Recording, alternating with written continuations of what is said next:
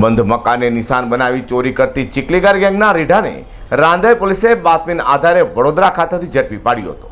તો ગરફોડ ચોરીમાં વપરાયેલી કાર પણ પોલીસે કબજે કરી હતી. તો ગરફોડ ચોરી મામલે પોલીસે 2ને વોન્ટેડ જાહેર કર્યા છે.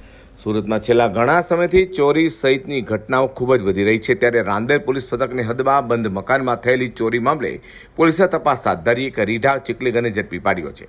વાત એમ છે કે રાંદેર પોલીસ મથક વિસ્તારમાં બંધ ઘરમાંથી રોકડા, રૂપિયા અને દાગીનાની ચોરી થઈ હતી. જોકે આ ચોરીમાં સોસાયટી સુરક્ષિત સોસાયટી અંતર્ગત લગાવેલા સીસીટીવીના આધારે પોલીસે એક રીઢાને ઝડપી પાડ્યો છે.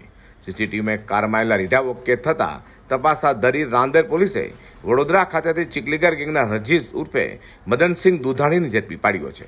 પોલીસે રીઢા પાસેથી રોકડા, રૂપિયાને ચોરીમાં વપરાયેલી મોટરકાર કબજે કરી, જ્યારે આ ગરફોડ ચોરી મામલે વધુ 2 આરોપીઓ સામેલ હોવાની માહિતી મળતા રાંદેર પોલીસે તેઓને વોન્ટેડ જાહેર કરી ઝડપી પાડવા ચક્રો ગતિમાન કર્યા છે. અઝર કુર્સી સાથે હર્ષદ સેઠા.